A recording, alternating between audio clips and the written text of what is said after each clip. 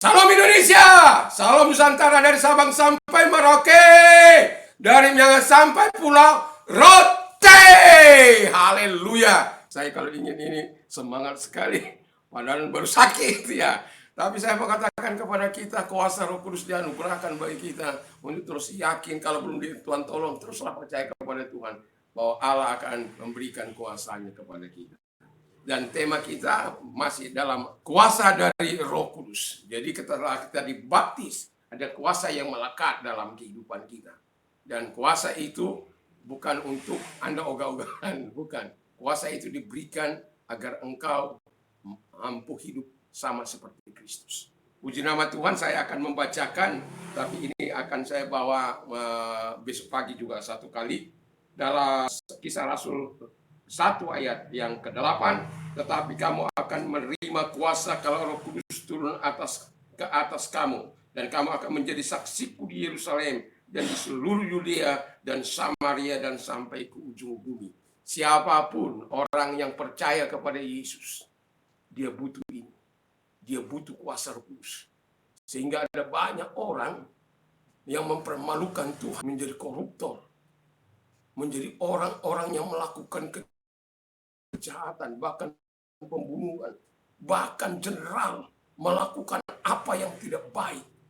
Orang percaya, tapi saya mau katakan kepada kita, seandainya Roh Kudus ada dalam kehidupan orang-orang percaya itu, saya yakin dan percaya dia tidak akan diberikan keberanian untuk melakukan apa yang jahat, tapi untuk melakukan kebenaran dia akan diberikan keberanian. Itulah nilai yang pertama, bahwa kuasa Roh Kudus diberikan kepada kita untuk memiliki keberanian melakukan hal-hal yang benar, bukan melakukan hal-hal yang salah.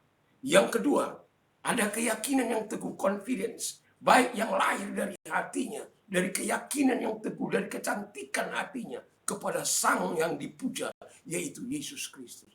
Karena Roh Kudus itu ada bekerja dalam hati kita, dalam pikiran kita, dalam hidup kita, untuk menolong kita hidup seperti Kristus. Itu sebabnya kenapa Yesus katakan, engkau akan dibaptis oleh Roh Kudus, dan setelah itu dia katakan, kalau orang menerima Yesus, dia akan menerima kuasa. Pertanyaannya, adakah kuasa itu dalam hidup kita? Tetapi untuk itu bisa terjadi, maka kita lihat bagaimana Allah mengerjakan hal-hal yang indah dalam kehidupan para murid. Ada keberanian, ada keyakinan, dan ada kecakapan, kemampuan. Lihat saja si Petrus sebagai seorang nelayan yang tidak pintar menyusun kata-kata, tetapi ketika dia berkhotbah, 3.000, 5.000 orang bisa percaya kepada Allah. Orang-orang sakit sembuh. Karena apa? Tuhan menolong dia. Ada kecakapan yang Tuhan berikan. Yang terakhir yang mau saya katakan, dan ini agak sedikit yang mau saya tekan, kuasa. Ketika kuasa Roh Kudus itu dalam kehidupan kita, saya kadangkala sebagai hamba Tuhan sering bertanya-tanya, jangan sampai saya mengatakan saya percaya pada kuasa Tuhan, tapi ketika saya sakit, saya datang kepada yang tidak seharusnya. Saya punya dokter di atas segala dokter, bukan saya anti dokter, tidak. Tapi karena saya percaya kepada Yesus, percaya iman saya kepada Yesus, berapa hari saya mengalami proses, sampai-sampai seolah-olah pikiran saya menampung satu kata pun tidak bisa. Untuk mengolah kata di dalam pikiran saya pun tidak bisa. Saya membaca satu kata pun tidak bisa lengket selain saya mengatakan ucapan syukur saya kepada Tuhan. Kalau Anda mendengar khotbah saya di hari Kamis, maka bisa melihat betapa banyaknya saya mengucapkan terima kasih kepada Tuhan. Karena saya sadar, hanya itu yang bisa. Saya berterima kasih bisa sakit, bisa tidur, bisa istirahat. Walaupun tidak saya inginkan itu. Tapi saya katakan, kuasamu telah kau anugerahkan dalam hidupku. Itu saya katakan, dalam nama Yesus. Segala sakit penyakit keluar.